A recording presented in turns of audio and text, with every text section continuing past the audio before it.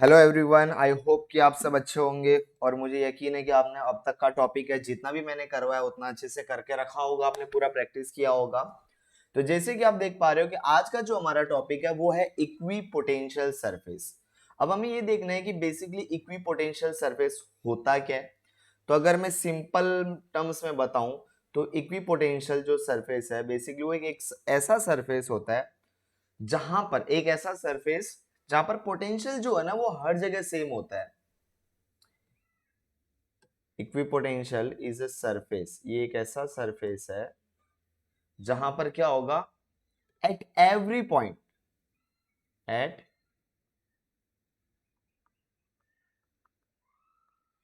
Eight every point of विच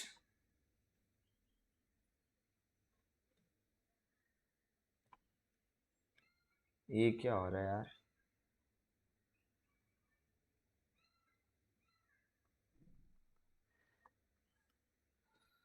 एक second यार आज। हाँ अब सही है।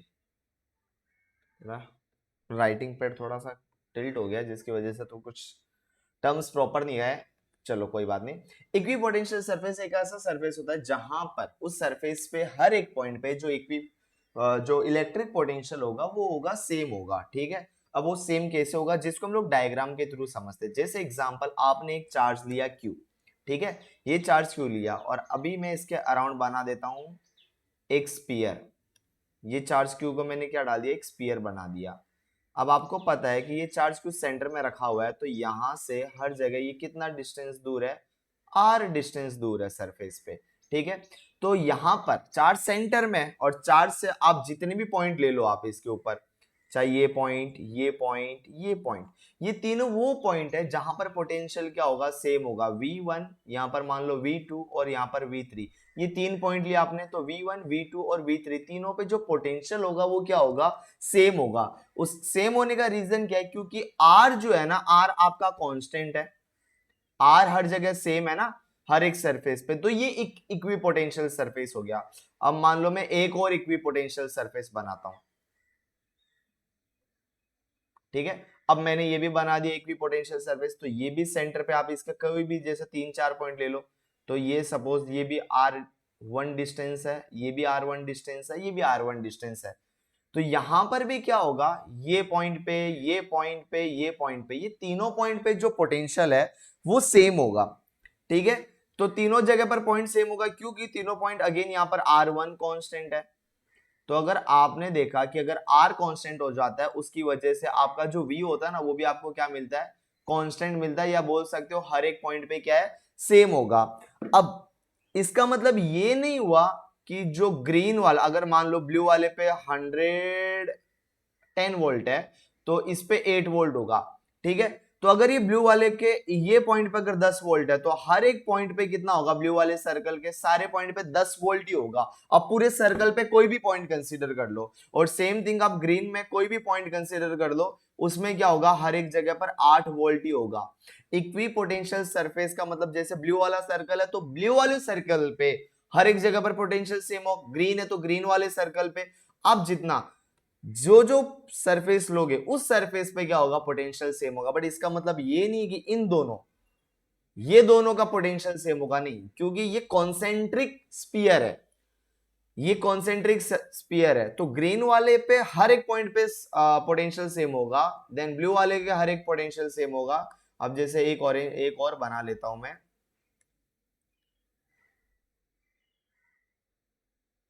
एक और स्पीयर बना लिया।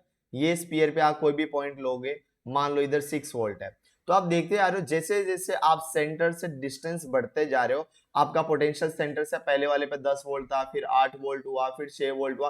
क्योंकि जैसे जैसे आप सेंटर से दूर जाओगे ना, डिस्टेंस इंक्रीज होगा, आर क्या होगा, इंक्रीज होगा। और आपको वी का पोटेंशियल का अगर फॉर्मूला याद होता तो यही था ना, के क्यू बाय आर। तो V is inversely proportional to R, हम लोग ने पढ़ा था। अगर R इंक्रीज होगा तो V आपका क्या होगा, डिक्रीज होगा। और अगर आपका R डिक्रीज होगा तो V क्या होगा, इंक्रीज होगा, जो कि हम लोग ऑलरेडी पढ़ चुके हो। तो ये होती है इक्विपोटेंशियल सरफेस की कहानी। ठीक है। तो ब्लू एक इक्विपोटेंशियल सरफेस हो गया, ग्रीन एक इक्विपोटेंशियल सरफेस हो गया, ऑरेंज एक इक्विपोटेंशियल सरफेस हो गया। तो हम लोग ने देखे तो इस तरह से अगर एक ये एक स्पेरिकल शेप का इक्विपोटेंशियल है, बट जरूरी नहीं कि सारे के सारे इक्विपोटेंशियल ऐसे ही दिखते होंगे, नहीं, अलग अलग शेप बनते हैं इक्विपोटेंशियल, जरूरी नहीं वो स्पेरिकल शेप होगा, कभी एक स्ट्रेट लाइन बन जाता है, कभी एक रेक्टेंगल शीट जैसा बन जाता है, वो सब भी हम देखेंगे कि इक्विपोटेंशियल जो सरफेस होता है वो उसके शेप कैसे कैसे होते हैं। अभी तक जो हम लोग ने देखा है वो ये देखा है कि इक्विपोटेंशियल सरफेस एक वो सरफेस होता है जहां पर हर एक पॉइंट पे आपका क्या सेम होगा, पोटेंशियल सेम होगा। अगर पोटेंशियल सेम होगा तो क्या इसका मतलब ये हुआ, पोटेंशियल सेम हुआ, जैसे अगर इसका मतलब ये हुआ, जैसे आपने एक पॉइंट कंसीडर कर लिया पी, पी ले लो, चलो ये पॉइंट कंसीडर कर लिया पी, और एक पॉइंट कंसीडर कर लिया क्यू, तो P और Q इन दोनों के बीच में potential at P minus potential Q, क्या इसकी वैल्यू जीरो होगी? यस, क्योंकि जब दोनों का पोटेंशियल सेम है, तो क्योंकि P पे भी 10 वोल्ट है, इस पे भी 10 वोल्ट है, कौन सा मैंने स्पीयर लिया, ग्रीन वाला लिया ना, ग्रीन वाले पे कितना ले रखा था, 8 8, सॉरी सॉरी 10 10 नहीं 8 वोल्ट, 8 है ग्रीन वाले पे, दोनों पे 8 8 होने की वजह से 8 माइनस 8 आपका क्या हो जाएगा, जीरो। पोटेंशियल डिफरेंस क्या होगा, जीरो। तो इक्वी पोटेंशियल पे जैसे अगर कोई भी पोटेंशियल, जैसे मान लो ये आपका जो ग्रीन वाला पोटेंशियल था ना, ग्रीन वाला ये इक्वी पोटेंशियल ये था, अब आप इस पे कहीं पर भी पॉइंट ले लो और उनका अगर आप डिफरेंस निकालोगे, ये पॉइंट पी ले लिया, क्यू ले लिया, कोई भी नाम दे दो, V P minus V Q, उसका पोटेंशियल डिफरेंस क्या आएगा, आपको जीरो आएगा। बट ये कब आएगा, जब आपका सरफेस जो है वो क्या होगा, इक्वी पोटेंशियल होगा, तब आपका जीरो आएगा। ओके, और आपको याद होगा, मुझे मालूम है कि आपको याद है, याद आपको इस तरह से कुछ होगा, जैसे आपको पता है कि जैसे Vp minus V Q, potential difference यानी कि क्या होता है, वर्क डन, और वर्क डन कहाँ से कहाँ होता है, Q से P, अरे ऐसे ही लिखते हैं ना, जैसे आपने सपोज ये एक P पॉइंट हो गया, ये एक Q पॉइंट हो गया, आप चार्ज को कहाँ से कहाँ लेके आए, Q से P लेके आए, तो आपने वर्क डन कहाँ से कहाँ किया, Q से P किया, और potential work done equals to potential difference होता है, तो वर्क डन आपने कहां से कहां तक किया, Q से P किया, और पोटेंशियल कैसे निकाला जाता है, आप ना आपका फाइनल वाला पार्ट और आपका इनिशियल वाला पार्ट, तो फाइनल इज P और इनिशियल इज Q, तो Vp माइनस वी क्यू, तो यहां पर आपका Vp minus V Q equals to क्या आ गया, जीरो आ गया, मतलब ये देखो आपका वर्क डन क्या हो गया, जीरो हो गया। मतलब अगर आपका सरफेस इक्वी पोटेंशियल है तो there is no need of work done, वहां पर वर्क डन होगा ही नहीं, ना ही करना है ना ही पॉसिबल होगा, क्योंकि जब पोटेंशियल डिफरेंस जीरो है तो वर्क डन भी क्या होगा, जीरो होगा। तो इक्वी पोटेंशियल सरफेस पे वर्क डन हमेशा क्या होगा, जीरो होगा, वहां पर कोई वर्क डन नहीं होता, ये बात ध्यान में रखना, क्योंकि पोटेंशियल डिफरेंस सेम होने की वजह से, ये एक पहला पॉइंट है, पहला कंडीशन है जो हमने पढ़ा। तो क्योंकि पोटेंशियल सेम है तो पोटेंशियल डिफरेंस जीरो है, और पोटेंशियल डिफरेंस ही तुम्हारा क्या होता है, वर्क डन होता है, तो वर्क डन भी क्या हो गया, जीरो। तो इक्वी पोटेंशियल सरफेस पे कभी भी वर्क डन नहीं किया जाता, ये तुम्हारा पहला पॉइंट है। उसके बाद में अपने को कुछ प्रॉपर्टीज पढ़नी है, और अब सेकंड जो है ना, मैं आपको बता देता हूं, जो भी इक्वी पोटेंशियल सरफेस होगा, मान लो मैं यहां पर एक सरफेस ड्रॉ करता हूं, ये एक सरफेस है, ठीक है, एक प्लेन शीट है, इक्वी पोटेंशियल, और ये प्लेन शीट है ना, मैं यहां पर बोल देता हूं कि ये एक इक्वी पोटेंशियल सरफेस है,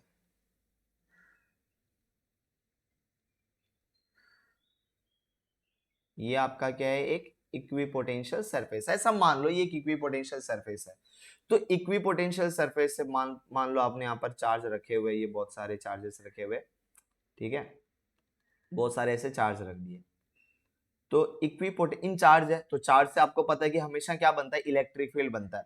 पॉजिटिव चार्ज है तो इलेक्ट्रिक फील्ड का डायरेक्शन पॉजिटिव से दूर होता है, अगर चार्ज नेगेटिव होता है तो इलेक्ट्रिक फील्ड का डायरेक्शन टूवर्ड्स द चार्ज होगा। ये हमने ऑलरेडी लेसन में पढ़ा है, बट एक बार देख लो वापस से। तो इलेक्ट्रिक फील्ड का हमें पता है कि इलेक्ट्रिक फील्ड पॉजिटिव नेगेटिव का डायरेक्शन हमने पता है। तो अब यहां पर देखो, ये कंडीशन को ध्यान से समझना,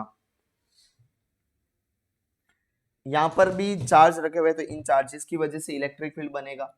तो इन ये जो इलेक्ट्रिक फील्ड है, इलेक्ट्रिक फील्ड जो होगा वो हमेशा क्या होगा, परपेंडिकुलर होगा, वो क्या होगा, परपेंडिकुलर होगा सरफेस को।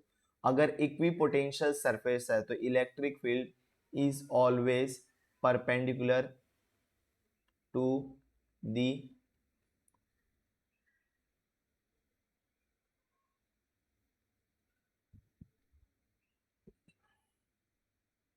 Equipotential surface. इलेक्ट्रिक फील्ड हमेशा परपेंडिकुलर होगा equipotential surface. Irrespective of equipotential जो आपका सरफेस है उसका शेप कैसे भी होने दो। जैसे एग्जांपल मान लो उसका इक्विपोटेंशियल जो सरफेस है ना उसका स्फेरिकल शेप है, ये स्फेरिकल शेप, आपने ये छोटा सा ये पॉइंट लिया, यहाँ पर आपका सेंटर में चार्ज रखा हुआ है पॉजिटिव, तो जो आप इलेक्ट्रिक फील्ड बनाओगे यहाँ से ऐसा, अब मेरा थोड़ा टेढ़ा जा रहा है, आई मीन मेरी लाइन टेढ़ी जा रही है और कुछ टेढ़ा नहीं जा रहा है, तो गलत मत सोचना। तो ये देखो ये मतलब वो टेढ़ी गई, आप यार यार क्या ये होगा, हाँ ये गई ना एकदम स्ट्रेट। तो आपकी जो ये जो इलेक्ट्रिक फील्ड बनेगी वो सरफेस से कैसी होगी, ये देख लो परपेंडिकुलर होगी। तो कोई भी आप सरफेस लेते हो, अगर जैसे मैंने बोल दिया कि ये जो सरफेस है ना ये इक्वी पोटेंशियल है, तो इक्वी पोटेंशियल सरफेस पे हमेशा इलेक्ट्रिक फील्ड क्या होगी, परपेंडिकुलर होगी।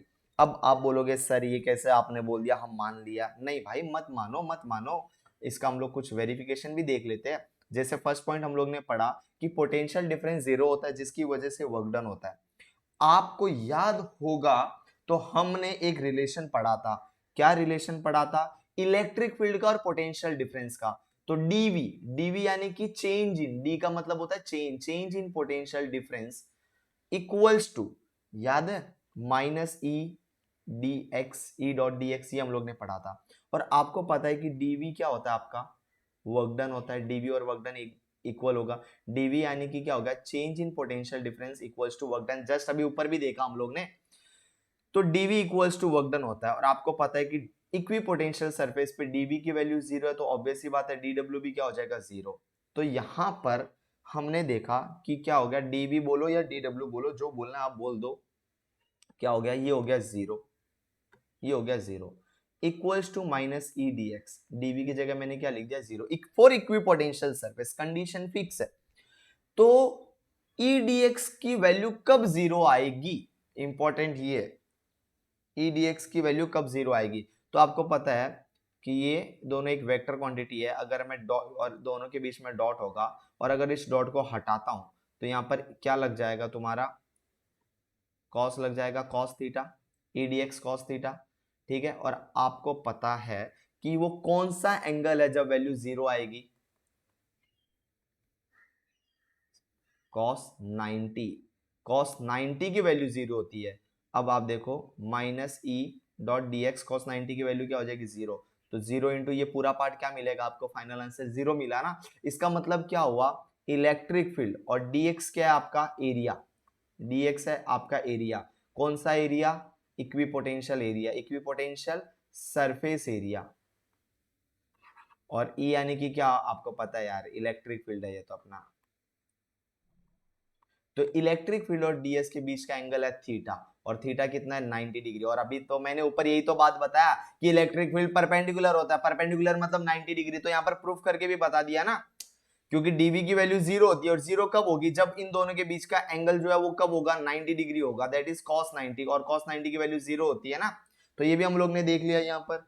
तो इस तरह से हम लोग ने सेकेंड पॉइंट, हमारा ये पॉइंट बड़ा इंपॉर्टेंट है बेटा, electric field is always perpendicular to the equipotential surface, ठीक है, समझ में आया। अगर एग्जाम्पल अभी ये भी करके देख लो, अगर यकीन नहीं हो रहा, कि जैसे suppose dv equals to electric field dot dx, ऐसा होता है। तो ऑब्वियसली इलेक्ट डॉट हटाना, ये वेक्टर से अगर मुझे नॉर्मल में लिखना है, ये डॉट हटाना है, तो cos थीटा लिख दूंगा। अगर ये थीटा 90 डिग्री नहीं होता तो ये इन सबको मल्टीप्लाई करके आंसर कभी भी अपना जीरो नहीं आता, 90 डिग्री है तभी जीरो आ रहा है। तो 90 डिग्री यहाँ पर जीरो है, इसका मतलब यहाँ पर श्योर हो गया ना कि ई डी एक्स, थीटा की वैल्यू कितनी है, 90 डिग्री, और 90 डिग्री किन दोनों के बीच का एंगल होगा, इलेक्ट्रिक फील्ड और dx। तो dx यानी कि मैंने बता दिया यार, surface area, equipotential surface area, और ई यानी कि इलेक्ट्रिक फील्ड। तो इलेक्ट्रिक फील्ड और सरफेस एरिया के बीच में हमेशा एंगल क्या होगा, 90 डिग्री होगा। तो ये था आपका इक्विपोटेंशियल सरफेस की कहानी, जो अभी मैंने आपको है सुनाई। तो सरफेस को हमेशा इक्विपोटेंशियल, आपके टेक्स्ट बुक में कुछ डायग्राम दिया हुआ है समथिंग ऐसा, इक्विपोटेंशियल सरफेस, जैसे एक पॉइंट ले लिया यहाँ पर P करके एक पॉइंट ले लिया, और यहाँ पर ऐसा लिया हुआ है, ठीक है।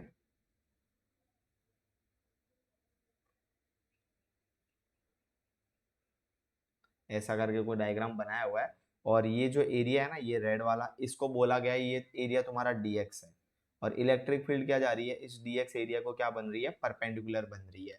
तो मतलब इन शॉर्ट कहने का मतलब ये है कि इक्विपोटेंशियल सरफेस जो होगा उसका शेप कुछ भी होने दो, अगर आपको बोला कि इक्विपोटेंशियल सरफेस पे इलेक्ट्रिक फील्ड बनाओ तो आप 90 डिग्री बनाओगे, बस ये बात फिक्स हो गई। ये आप देख सकते हो कि आपके टेक्स्ट बुक के अंदर कुछ अलग अलग शेप के डायग्राम दिए हुए हैं। ये आप देख सकते हो यहाँ पर, ये जो आपका फर्स्ट डायग्राम है वो कुछ इस तरह से दिया हुआ है, जैसे सपोज बहुत सारी यूनिफॉर्म इलेक्ट्रिक फील्ड लाइन जा रही है, ठीक है। अगर ये यूनिफॉर्म इलेक्ट्रिक फील्ड लाइंस है, क्या बोल रहा है, यूनिफॉर्म इलेक्ट्रिक फील्ड लाइंस है, तो ये यूनिफॉर्म इलेक्ट्रिक फील्ड लाइंस हो गई। यूनिफॉर्म इलेक्ट्रिक फील्ड लाइंस मालूम है ना, हमेशा एक दूसरे से पैरेलल होती है, और जो डिस्टेंस होगा ये एक लाइन से दूसरे लाइन के बीच में वो भी इक्वल होगा, ऐसा नहीं कि किसी में अलग अलग होगा, नहीं, तो इक्वी डिस्टेंस होगी एक दूसरे से। तो ये यूनिफॉर्म इलेक्ट्रिक फील्ड लाइंस है, यहाँ पर जा रही है।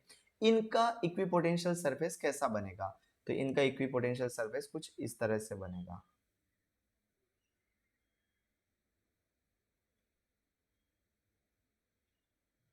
एक सेकेंड यार,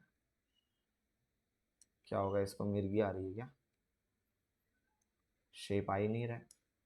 हम्म।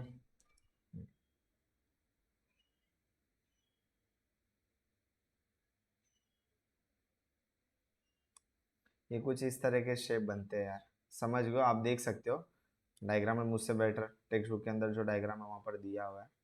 तो इस तरह से ये इक्विपोटेंशियल, ये देखो ये जो है ना, ये सरफेस, ये तीन सरफेस है, ये इक्विपोटेंशियल सरफेस है। तो अगर आपकी यूनिफॉर्म इलेक्ट्रिक फील्ड लाइन जा रही है तो उसके इक्विपोटेंशियल सरफेस कुछ इस तरह से बनते हैं। उसके बाद में आप इस डायग्राम को देख सकते हो,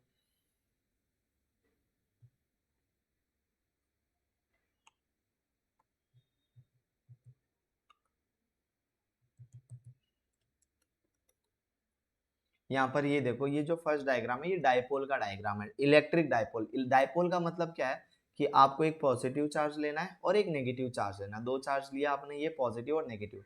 तो आपको पता है कि जो इलेक्ट्रिक फील्ड लाइंस है वो पॉजिटिव से बाहर निकलती है और नेगेटिव के अंदर जाती है, तो इस तरह से ये इलेक्ट्रिक फील्ड लाइन बन रही है।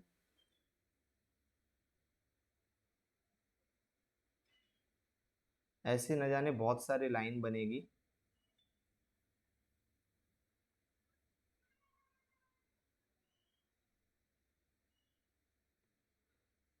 यहाँ से एरो कुछ इस तरह होगा, क्योंकि पॉजिटिव से बाहर निकलती है तो एरो आउटवर्ड की तरफ, और नेगेटिव के अंदर आती है तो एरो ऐसा अंदर की तरफ,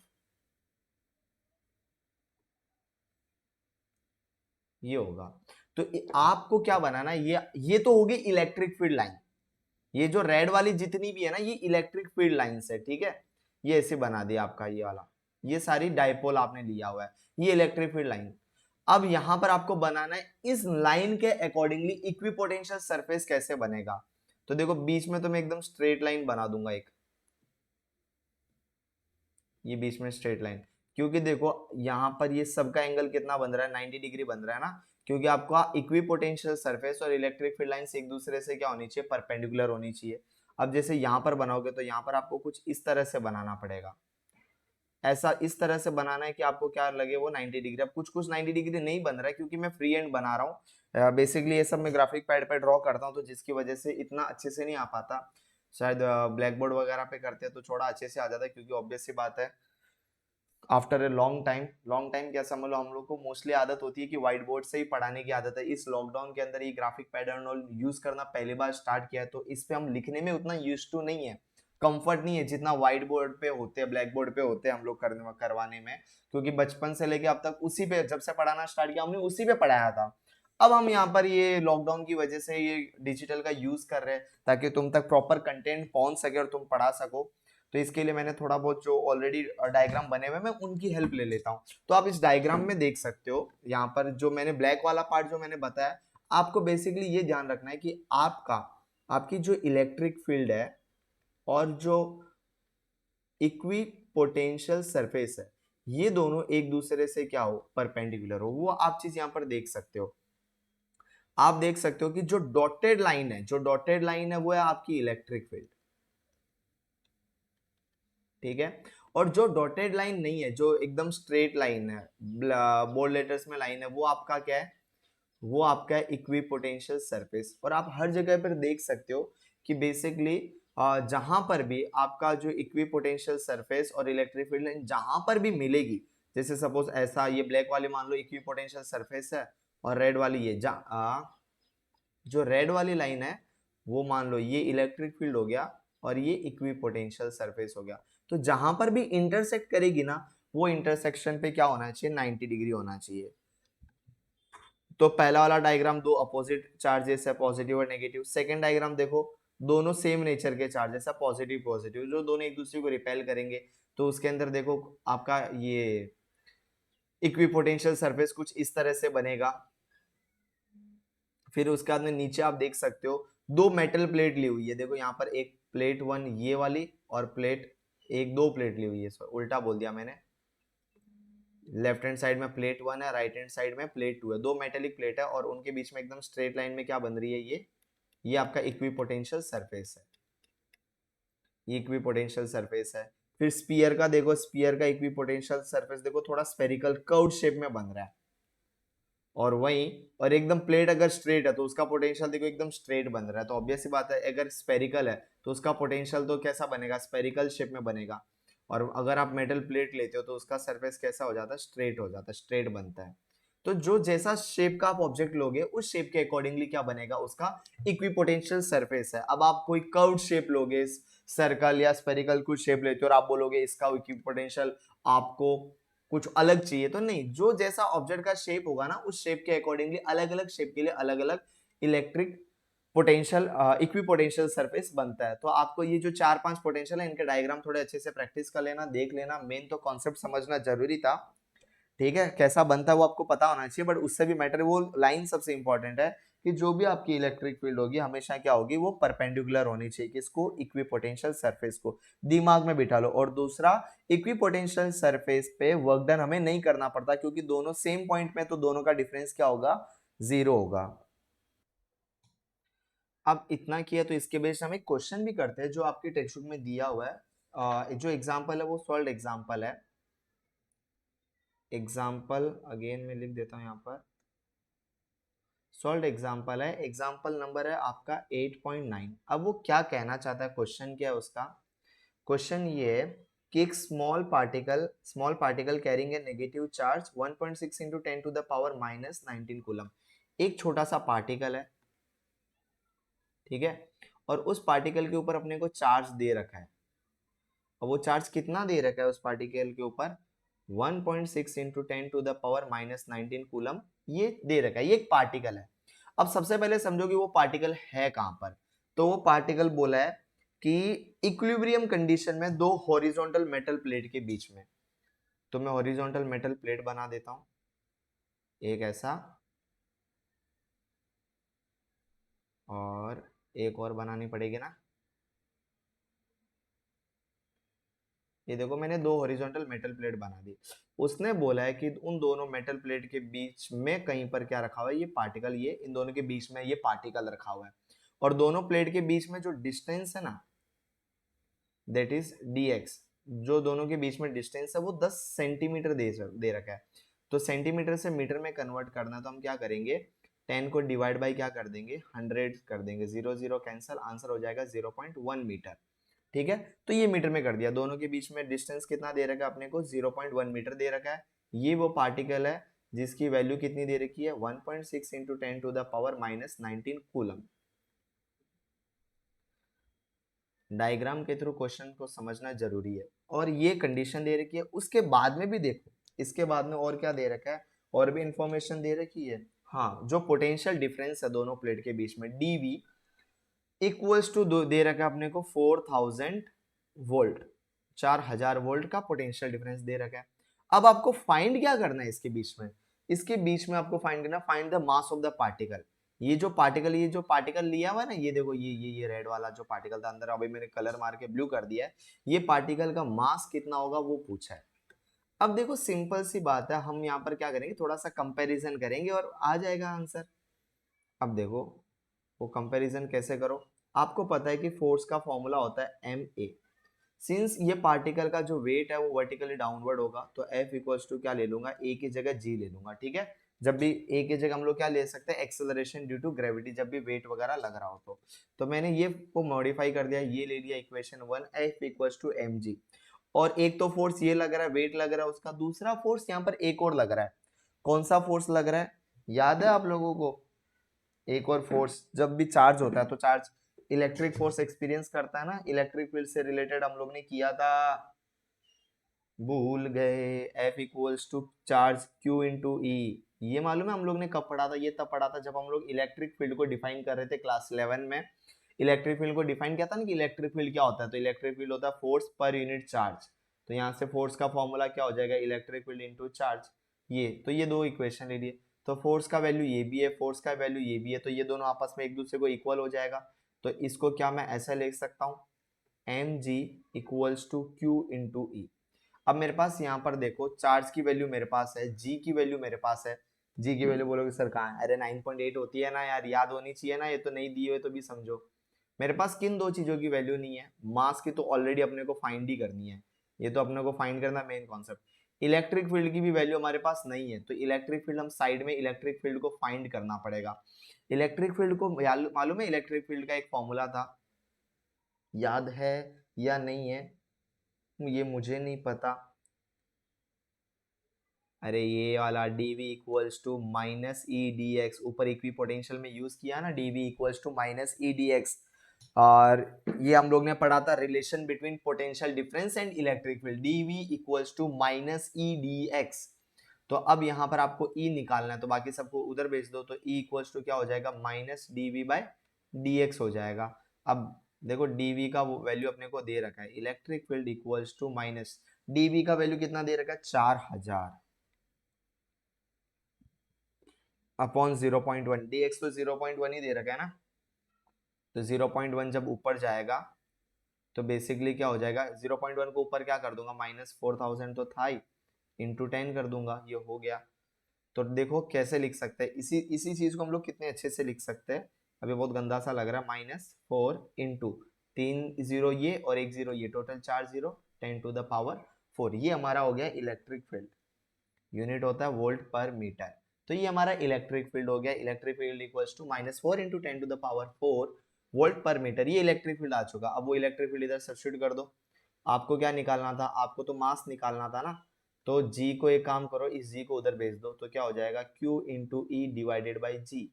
तो चार्ज की वैल्यू आपको दे रखी है 1.6 इंटू 10⁻⁻19, इलेक्ट्रिक फील्ड जस्ट भी आपने निकाल दी 4 इंटू 10⁴, और माइनस आप चाहो तो यहाँ पर आगे लगा दो, और g की वैल्यू कितनी है 9.8। अब मुझे उम्मीद है कि आप यहाँ पर कनेक्ट कर लोगे, ठीक है। अच्छा हाँ, जो चार्ज दे रखा है, चार्ज की वैल्यू कितनी दे रखी है, नेगेटिव चार्ज बोला, क्वेश्चन में क्या बोला है, नेगेटिव चार्ज बोला है, तो ये भी माइनस था और चार्ज भी क्या है, नेगेटिव। तो आपको पता है ये माइनस और ये माइनस क्या हो जाएगा, प्लस। और वैसे भी आपको पता है मास कभी भी नेगेटिव नहीं हो सकता, किसी का भी वजन नेगेटिव नहीं हो सकता, तो माइनस माइनस प्लस, तो आप इसको ऐसे लिख सकते हो 1.6 इंटू 4 और -19 और +4 कितना हो जाएगा, अरे 9 15 हो जाएगा ना, 10⁻⁻15 रे बाबू, 9.8 ये आ गया अपना। अब आगे का कैलकुलेशन कर लेना यार, इतना तो कर लोगे, फिर आगे जो भी आंसर आएगा उसके आगे यूनिट प्लीज केजी लगा देना, न्यूटन मत लगा देना, मास का यूनिट केजी होता है। तो जो भी आपका आंसर आ जाएगा इस तरह से आपको आंसर मिल जाएगा। तो इसी के साथ हमारा ये इक्विपोटेंशियल का जो कॉन्सेप्ट है ये होता है कंप्लीट। नेक्स्ट लेक्चर में नए कॉन्सेप्ट के साथ स्टार्ट करेंगे, और तब तक आप इसको देख लीजिए अच्छे से, सारी चीजें लिंक से देखना। जो भी लिंक से नहीं देखते हो कंटिन्यूशन में, तो मेक श्योर कि आपको उससे पहले वाले टॉपिक्स आने चाहिए, क्योंकि फिजिक्स में ऐसा नहीं होता कि जब मर्जी हो जाए, अच्छा आज ये पढ़ लेता हूँ, आज वो पढ़ लेता हूँ, बीच में से नहीं। आपका डेरिवेशंस का एक लिंक होता है, आपको चैप्टर को स्टार्ट से एंड एक रिदम में मेंटेन रखना पड़ता है, उस रिदम में ही पढ़ो, जिस रिदम से मैं करवा रहा हूँ उस रिदम से आप पढ़ोगे, आपको कभी प्रॉब्लम नहीं आएगी, और आएगी तो मैं जरूर सॉल्व करूंगा। Bye everyone, have a good day और गुड नाइट, जो भी आप उस टाइम पे वीडियो देख रहे हो।